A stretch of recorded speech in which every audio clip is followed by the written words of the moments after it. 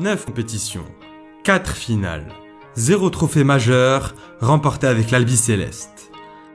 Avant la Copa América cet été, tel était le bilan en sélection de l'un des meilleurs joueurs de l'histoire. Depuis ses débuts en 2005, la Pulga a longtemps traîné cette cruelle malédiction. Très longtemps avant la délivrance, le soir du 11 juillet 2021. Cette nuit-là, la Pelota et les dieux du football ont enfin récompensé 16 années de souffrance et d'abnégation pour le génie argentin. Retour sur un parcours aussi frustrant que passionnant. Retour sur l'une des histoires les plus fascinantes de notre sport.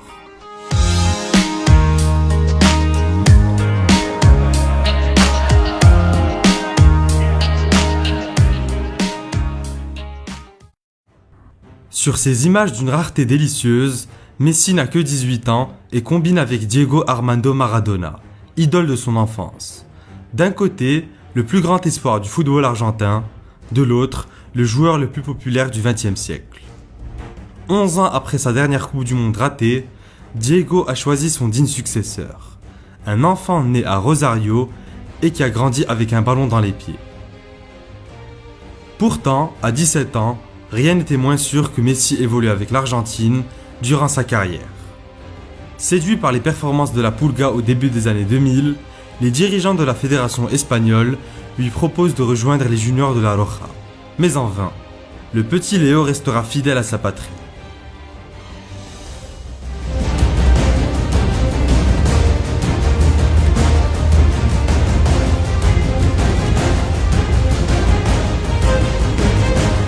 Malgré les espoirs placés en lui, Messi débute la Coupe du Monde 2005 des moins de 20 ans sur le banc. Devenu titulaire aux côtés de Gago, Zabaleta ou encore Garay, il contribue ensuite aux victoires face à la Colombie, au Brésil ou encore le Nigeria.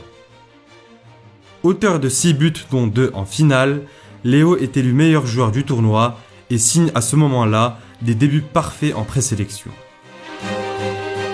Sans surprise, Messi est convoqué avec l'équipe A en août 2005 et fait ses débuts officiels en entrant en jeu contre la Hongrie. 47 secondes après avoir foulé la pelouse du stade Ferenc Puskás, le numéro 18 argentin est sévèrement expulsé.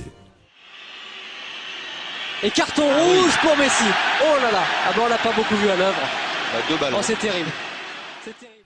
Quelques mois plus tard, Léo retrouve la sélection pour la Coupe du Monde 2006 en Allemagne, au terme d'une saison aboutie où il remporte la Ligue des Champions et la Liga avec les coulés. Sur le plan individuel, il est l'auteur de quelques coups d'éclair durant la compétition. Un but face à la Serbie et des courses balle au pied dont il a le secret en fin de match contre le Mexique. Mais rien ne suffira pour éviter une élimination précoce contre l'Allemagne en quart de finale. Messi commence la saison 2006-2007 avec un tout nouveau statut. Désormais titulaire indiscutable au sein du 11 de Frank Rijkaard, le compère de Ronaldinho gravit progressivement les échelons. Malgré une saison en demi-teinte au sein d'un effectif vieillissant, il marque les esprits avec un triplé contre le Real Madrid.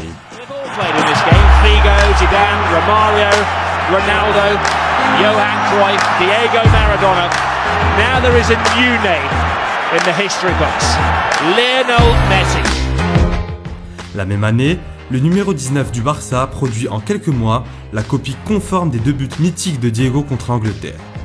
Depuis Buenos Aires, le symbole est immense. Le peuple albiceleste tient enfin son nouvel idole. Au bout de la temporada, Léo retrouve la sélection argentine à l'été 2007 pour sa toute première Copa América. Élu meilleur jeune joueur du tournoi, il s'illustre en quart de finale contre le Pérou et face au Mexique au dernier carré.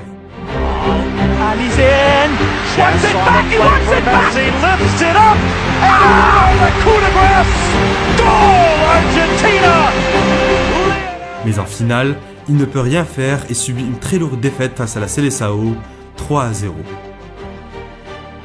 Une première désillusion pour la Pulga, mais qui ne dure qu'un an. En 2008, Messi se console en portant l'albiceleste jusqu'à la médaille d'or des JO de Pékin. Aux côtés de son meilleur ami Agüero, il est élu meilleur joueur du tournoi avec ses 2 buts et 4 passes décisives. L'une des performances les plus sous-estimées de sa carrière.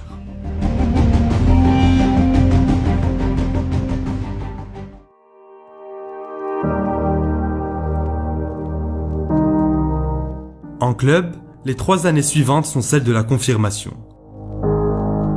Après un sextuplé remporté en 2008-2009 et un premier ballon d'or à son actif, Messi est en 2010 le meilleur joueur au monde.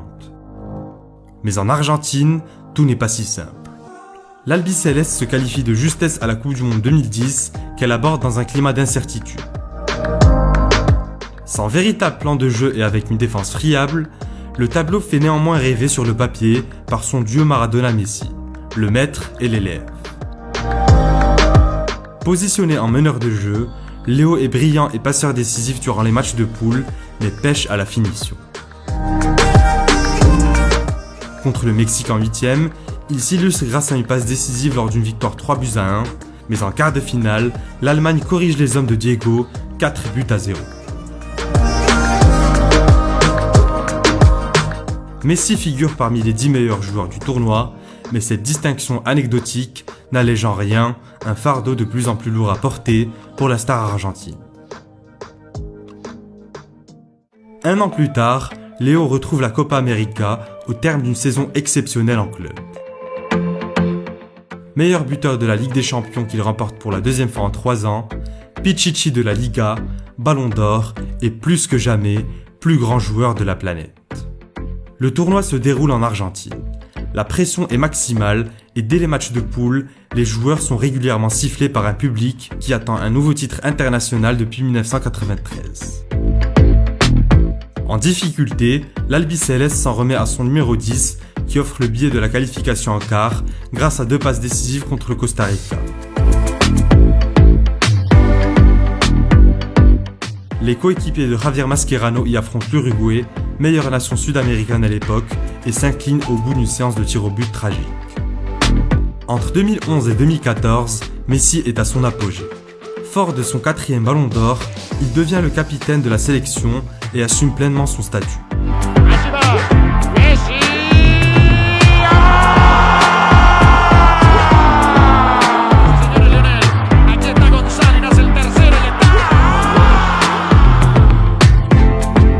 Peu à peu, la réconciliation avec le peuple argentin voit le jour à l'horizon de la Coupe du Monde 2014 qui se joue chez l'éternel rival brésilien.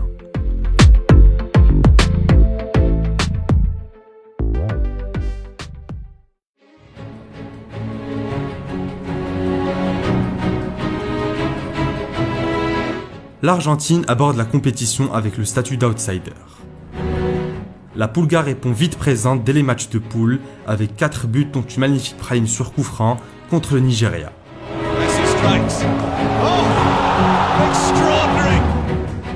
La suite du tournoi est plus compliquée pour l'Albiceleste. Un match poussif d'abord contre la Suisse avant la délivrance grâce à Di Maria sur un service de Léo, une victoire arrachée à la Belgique et enfin une qualification en finale face aux Pays-Bas après une séance de tir au but.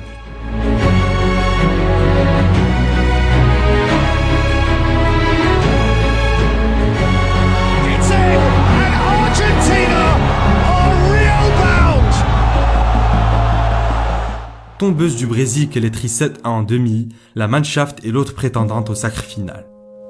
Après un énorme raté d'Higuaín et un face-à-face avec Neuer manqué par Léo, les deux équipes se retrouvent en prolongation, au cœur d'un stade Maracana, plein à craquer. C'est alors que Mario Götze crucifie Romero d'un geste sublime à la 113e minute de jeu. L'Allemagne ajoute une 4e étoile à son palmarès et prive Messi du bonheur.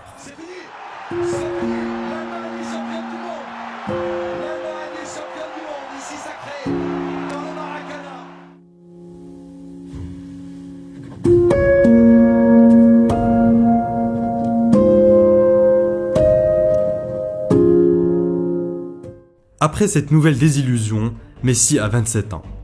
Pour beaucoup, il a raté l'occasion rêvée de devenir indiscutablement le meilleur joueur de tous les temps. Un an plus tard, Léo se console avec un exercice 2014-2015 phénoménal en club. Aux côtés de Neymar et de Suarez, le numéro 10 Blaugrana remporte le triplé Liga, Ligue des Champions, Copa del Rey. Il retrouve ensuite la sélection pour une Copa América organisée au Chili. Les hommes de Tata Martino finissent premiers du groupe et se hissent en finale face à l'organisateur du tournoi. Plus en retrait sur le terrain, Messi exerce une grande influence sur le jeu de son équipe. Dans l'enceinte Estadio Nacional Julio Martinez aux couleurs de la Roja, le match est disputé et les occasions sont rares. À 20 secondes du coup de sifflet final synonyme de prolongation, Higuaín manque une énorme occasion, faisant ressurgir les démons de la finale de 2014. Mais ce n'est pas tout.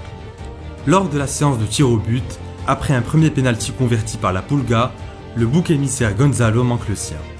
D'une panenka démoniaque, Alexis Sanchez inflige à Messi une deuxième défaite consécutive dans une grande compétition internationale. Symbole de son désarroi indescriptible, Léo est désigné meilleur joueur du tournoi, mais il refuse ce prix. 12 mois après cette défaite cuisante, le désormais quintuple Ballon d'Or a une nouvelle occasion de briller lors de la Copa América Centenario organisée aux États-Unis. Il y signera sans doute le meilleur parcours individuel de sa carrière avec l'Albiceleste. Un triplé dès le deuxième match, un but et 2 passes décisives contre le Venezuela en quart, puis un coup franc extraordinaire face aux États-Unis au dernier carré. Messi. Oh, absolutely astounding. Malheureusement, la finale contre le Chili est un cauchemar. Messi revit le même scénario qu'en 2015, mais est directement responsable cette fois-ci.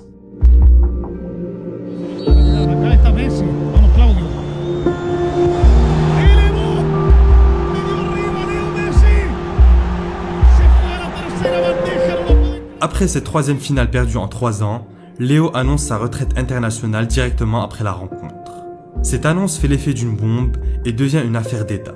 Le président argentin Mauricio Macri demande lui-même le retour de Léo. La pression populaire devient énorme avec l'hashtag #NoTeVayasLeo ou encore l'appel du pied de l'icône Maradona. Une semaine plus tard, Messi revient sur sa décision. L'histoire continue, pour le meilleur ou pour le pire. En fin de cycle, l'Argentine se qualifie de justesse à la Coupe du Monde 2018 grâce à un Lionel Messi des grands soirs.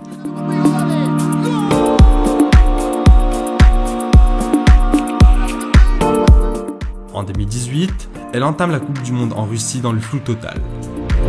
Malgré un début de compétition des plus périlleux, les hommes de Jorge Sampaoli se qualifient de justesse en 8e de finale, notamment grâce à un bijou de Messi contre le Nigeria.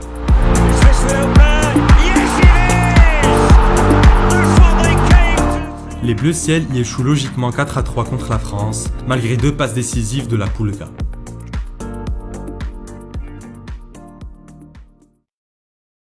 Tout compte fait, le parcours en sélection de Messi était déjà d'une qualité exceptionnelle avant de gagner ce trophée. Désormais, il est encore plus. Meilleur buteur, passeur et joueur de la compétition, il a réussi à devenir celui qu'il a toujours rêvé être, le héros d'un peuple.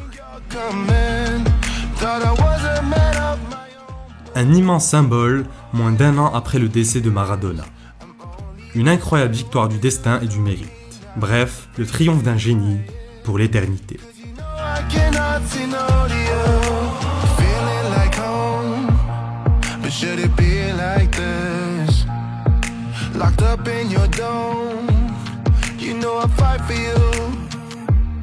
What do I